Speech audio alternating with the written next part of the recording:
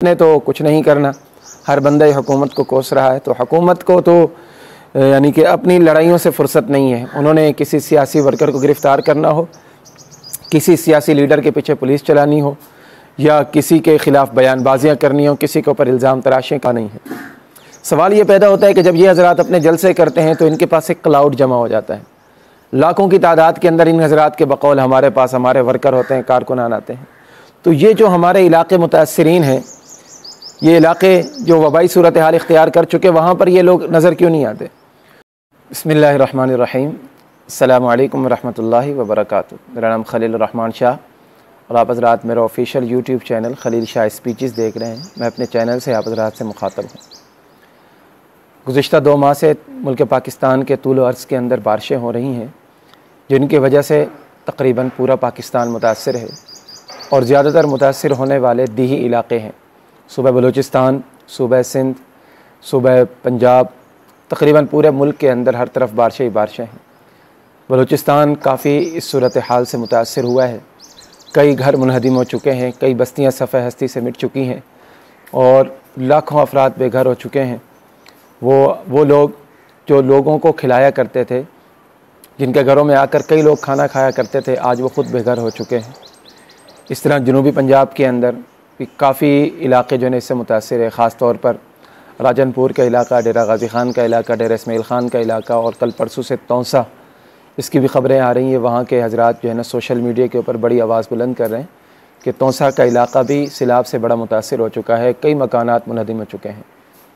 ان علاقوں کے اندر دیہی علاقوں میں یہ ہمارے جو بھائی ہوتے ہیں غریب، ان کی آمدنی کا جو ذریعہ ہوتا ہے وہ مویشی پالنا ہوتا ہے۔ مویشی پال کے اور ان کے گھاس وغیرہ لے آ کر پھر ان کو اپنے پاس رکھتے ہیں، اور مجبوری کے تحت ان کو مجبوری کا ٹائم جب آتا ہے تو ان کو بیچ کر اپنا گزارا چلاتے ہیں۔ آپ حضرات یقین کریں کہ ان گھروں کے اندر یہ جو گائے کھڑی ہوتی ہے، گائے کی قیمت کم سے کم 3 سے 5 لاکھ کے درمیان، بھینس کی قیمت 2 سے 4 لاکھ کے درمیان ہوتی ہے، ایک گائے اور ایک بھینس۔ اب ان گھروں کے اندر جن کا گزر بسر ان کے اوپر تھا، سینکڑوں، بلکہ میں کم کہہ رہا ہوں، ہزاروں کی تعداد کے اندر جانور وہ ہلاک ہو چکے ہیں، اور کئی لوگوں نے اپنے جانوروں کو اس وجہ سے چھوڑ دیا ہے کہ کہیں یہ جو ہے نا یہاں پر ہلاک نہ ہو جائیں، تو انہوں نے ان کو ایسے ہی چھوڑ دیا کہ یہ لوگ چلے جائیں۔ لاکھوں روپے کے، کروڑوں روپے کے جانور چلے گئے، اور جن گھروں کے اندر وہ رہتے تھے وہ گھر تباہ ہو چکے ہیں۔ ان صورتحال میں ہمیں کیا کرنا ہے؟ ہماری حکومت نے تو کچھ نہیں کرنا، ہر بندہ حکومت کو کوس رہا ہے۔ تو حکومت کو تو یعنی کہ اپنی لڑائیوں سے فرصت نہیں ہے۔ انہوں نے کسی سیاسی ورکر کو گرفتار کرنا ہو، کسی سیاسی لیڈر کے پیچھے پولیس چلانی ہو، یا کسی کے خلاف بیان بازیاں کرنی ہو، کسی کے اوپر الزام تراشیں کرنی ہو، حکومت ہو یا کہ ہمارے دوسرے سیاسی لیڈر ہوں، ان کو کوئی پرواہ نہیں ہے۔ سوال یہ پیدا ہوتا ہے کہ جب یہ حضرات اپنے جلسے کرتے ہیں تو ان کے پاس ایک کلاؤڈ جمع ہو جاتا ہے، لاکھوں کی تعداد کے اندر ان حضرات کے بقول ہمارے پاس ہمارے ورکر ہوتے ہیں، کارکنان آتے ہیں۔ تو یہ جو ہمارے علاقے متاثرین ہیں، یہ علاقے جو وبائی صورتحال اختیار کر چکے، وہاں پر یہ لوگ نظر کیوں نہیں آتے؟ جہاں پر ڈھول کی تھاپ پر رقص کرنا ہو، جہاں پر سیٹیاں بجانی ہوں، کسی کو گالیاں دینی ہوں، کسی کی پگڑیاں اچھالنی ہوں، کسی کی بے عزتی کرنی ہو، تو وہاں پر یہ حضرات نظر آ جاتے ہیں۔ طوفان بدتمیزی جہاں پر برپا کرنا ہو، وہاں پر موٹر سائیکلوں کے سیلنسر نکال کر اور مختلف جماعتوں کے جھنڈے اٹھا کر اور مختلف لوگوں کے اوپر طنز کرتے ہوئے، نشتر مارتے ہوئے، اور یہ حضرات نظر آ جاتے ہیں۔ تو اب سوال یہ پیدا ہوتا ہے کہ اس صورتحال کے اندر کون سے علاقے کے اندر کسی بھی سیاسی جماعت کے ورکر نظر آئے؟ اگر کہیں پر نظر آئے، میں نے تو کہیں پر نہیں پڑھا، آپ میں سے کسی کو نظر آئے تو بتائیں، چاہے وہ ٹائیگرز ہوں، چاہے وہ جیالے ہوں، یا جو بھی ہوں، کوئی نہیں۔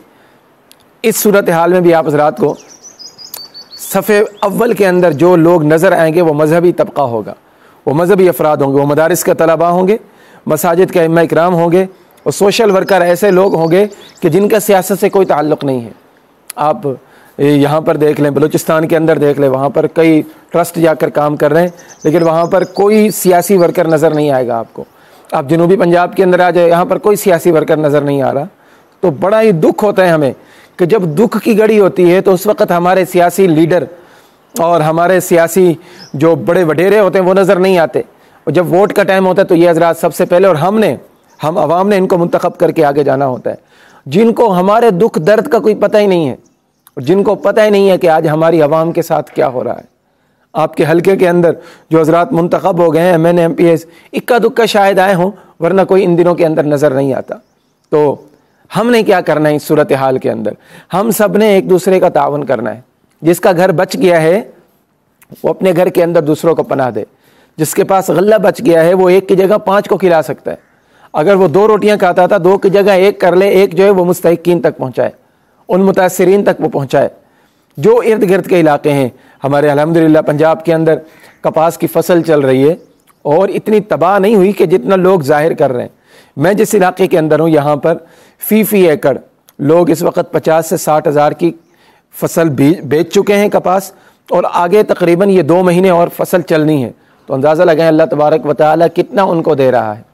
تو آپ حضرات اس علاقے کے تونسا کے قریب جو علاقے ہیں یا جہاں جہاں تک آواز جا رہی ہے، بلوچستان کے قریب جو حضرات ہیں، بڑے بڑے لوگ وہاں پر، بڑے بڑے بیوپاری پڑے ہوئے ہیں، بڑے بڑے کاروباری حضرات پڑے ہوئے ہیں، تو وہ حضرات اپنے پیسے جو ہے یہ پیسہ نکالیں۔ جس پیسے کو آپ رکھیں گے وہ آپ کا نہیں ہے، جس پیسے کو ہم جمع کریں گے وہ ہمارا نہیں ہے، ہمارا وہ پیسہ ہے جو ہم اپنے ہاتھ سے خرچ کر کے چلے جائیں گے۔ تو آپ حضرات کو اللہ تبارک و تعالی نے وسعت دی ہے، اس مال کو خرچ کریں۔ اپنے ارد گرد سب سے پہلے اپنے ارد گرد تلاش کریں کون سا ایسا بندہ ہے جو سیلاب سے متاثر ہوا ہے، جو بارش سے متاثر ہوا ہے۔ اگر آپ گھر تعمیر کر سکتے ہیں تو گھر تعمیر کروائیں، گھر تعمیر نہیں کروا سکتے تو آپ خیمے لے کر دیں، 1 خیمہ لے کر دیں، 10 خیمے لے کر دیں۔ آپ یہ نہیں کر سکتے آپ خشک راشن پہنچائیں، وہاں پر دالیں ہو گئی، چینی ہو گئی، آٹا ہو گیا، جو چیز آپ پہنچا سکتے ہیں آپ پہنچائیں۔ ہم میں سے ہر فرد کی یہ ذمہ داری ہے، صرف حکومت وقت کی ذمہ داری نہیں۔ جتنے بھی حضرات کو اللہ تبارک و تعالی نے ہمت دی ہوئی ہے وہ حضرات اپنے ارد گرد جائزہ لیں اور وہاں پر جا کر سیلاب متاثرین تک پہنچیں، ان کی جس طرح مدد ہو سکتی ہے، جس طرح مدد ہو سکتی ہے آپ حضرات مدد کریں۔ اگر آپ حضرات سوشل میڈیا کے اوپر کام کر رہے ہیں، سوشل میڈیا کے ذریعے اس پیغام کو وائرل کریں، سوشل میڈیا کے ذریعے لوگوں تک پیغام پہنچائیں۔ ہو سکتا ہے ہمارے کئی حضرات کو پتہ نہ ہو، کیونکہ ہمارے نیوز چینل جو ہیں ان کو کسی سیاسی ورکر کی تکلیف سے فرصت نہیں مل رہی کہ شہباز گل کی گرفتاری ہو، اس کے اوپر تشدد ہو، اس کا بال تھوڑا سا ٹیڑھا ہو جائے، اس کا یہ ہو گیا وہ ہو گیا، جو بھی کام ہو جائے اس کے اوپر بریکنگ نیوز چل رہی ہے۔ یہاں پر لاکھوں افراد بے گھر ہو چکے ہیں، لیکن اس کوریج کے لیے ہماری میڈیا کے پاس ٹائم نہیں ہے، چاہے پرنٹ میڈیا ہو چاہے الیکٹرانک میڈیا ہو، ان کے پاس ٹائم نہیں ہے۔ ہماری یہ سوشل میڈیا کے ورکر جو نوجوان حضرات ہیں وہاں سے ویڈیوز بنا کر وہ حضرات بھیج رہے ہیں، اللہ تعالیٰ ان کو جزائے خیر دے۔ تو جہاں جہاں تک میری آواز جا رہی ہے آپ حضرات میں سے جو بندہ جس طرح تعاون کر سکتا ہے وہ تعاون کرے اور ان حضرات کا مداوع کریں۔ آج ان کے اوپر یہ وقت آئے، کل ہمارے اوپر بھی یہ وقت آ سکتا ہے، تو اگر ہم آج ان کی مدد کریں گے کل ہماری بھی مدد کی جائے گی۔ اس لیے کہا جاتا ہے کرو مہربانی اہل زمین پر، کرو مہربانی اہل زمین پر، خدا مہرباں ہوگا عرش بری پر۔ اگر آج ہم دوسروں کی مدد کریں گے، کل اگر ہمارے اوپر یہ وقت آ جاتا ہے تو انشاءاللہ ہماری بھی مدد کی جائے گی۔ اللہ رب العزت سے دعا ہے اللہ تعالی ہمارے پیارے ملک کو زمینی آسمانی آفتوں سے محفوظ فرمائے، اللہ تعالی ہمارے حکمرانوں کو ہوش کے ناخن لینے کی توفیق عطا فرمائے، اور اللہ تبارک و تعالی جو حضرات جو ادارے یہاں پر کام کر رہے ہیں، فلاحی کام کر رہے ہیں، اللہ تعالی ان کو اپنی طرف سے جزائے خیر عطا فرمائے۔ السلام علیکم ورحمۃ اللہ وبرکاتہ۔